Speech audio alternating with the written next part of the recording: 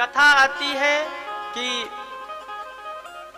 इधर दक्ष के बहुत सारे पुत्र हुए, पुत्र और पुत्रियां हुई, 60 बेटियां हुई, जिनका विवाह उन्होंने क्रमशः देवताओं के साथ किया, जिसमें 10 कन्याएं धर्म को दी, 13 कन्याएं कश्यप मुनि को दी, 27 कन्याएं चंद्रमा को दी, 2 कन्याएं अंगिरा को दी और 2 कन्याएं कृशाश्व को दी। इस प्रकार दक्ष ने अपनी पुत्रियों का विवाह किया।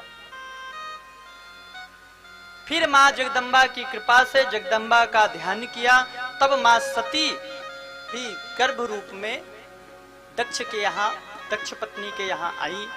तब सभी देवता, समस्त देव लोग जाकर गर्भ की स्तुति करते हैं, मां भवानी की स्तुति करते हैं। कथा आती है मां भवानी ने कृपा किया और दक्ष के घर में ही मां सती का प्रादुर्भाव हुआ। धीरे धीरे भवानी अपने स्वरूप को निखारती हुई धीरे धीरे बड़ी होने लगी।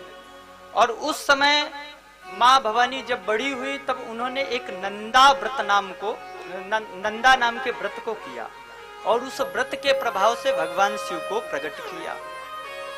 भगवान शिव प्रकट हुए, मां भवानी से कहा, देवी आप वरदान मांगो। देवी संकोचवश कुछ बोल ना सकी।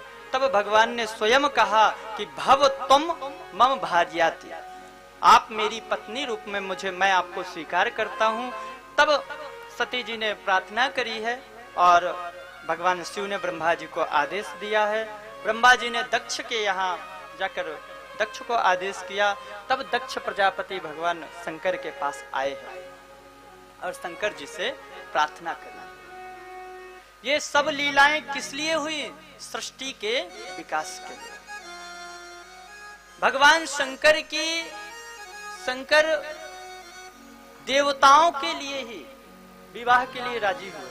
और ये व्रत कैसा? मां, अच्छा एक चीज बताऊं, देखोगे आप जितने भी देखोगे ना, मां पार्वती और उमा के ही, मां पार्वती और सती के ही व्रत सबसे ज्यादा आप लोगों को देखने को मिलेंगे।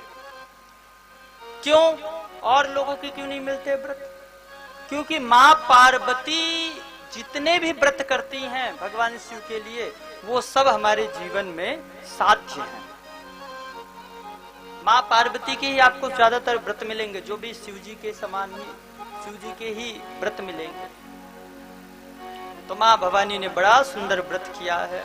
भगवान ब्रह्मा और विष्णु ने भगवान शंकर के पास आकर प्रार्थना करी है कि हे प्रभु, आप विवाह के लिए मान जाएं और विवाह कर ले। तब भगवान शंकर ने दक्ष प्रजापति को आदेश दिया, भगवान ब्रह्मा जी ने दक्ष प्रजापति को आदेश दिया है और सुंदर विवाह की व्यवस्था हुई।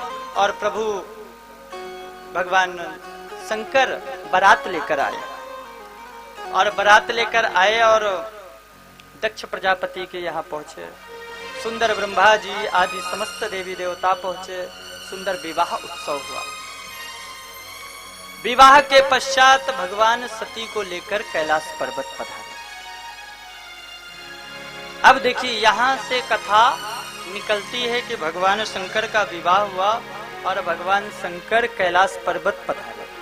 और वहां पर जब मां सती और शिव जी विराजे हैं, तब वहां पर मां सती ने प्रार्थना करी है और सती ने भगवान शिव से कहा है कि प्रभु, भक्ति किसे कहते हैं?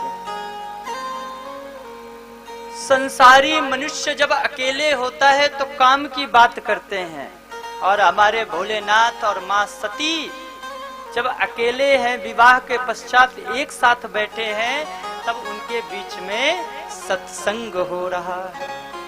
तब भगवान ने नवधा भक्ति का बखान किया है। शंकर जी ने 9 भक्तियों का बखान किया है और कहा है, श्रवणम कीर्तनम चैव स्मरणम सेवनम तथा दास्यम तथार्चनम देवी वंदनम मम सर्वदा। ये 9 प्रकार की भक्ति है।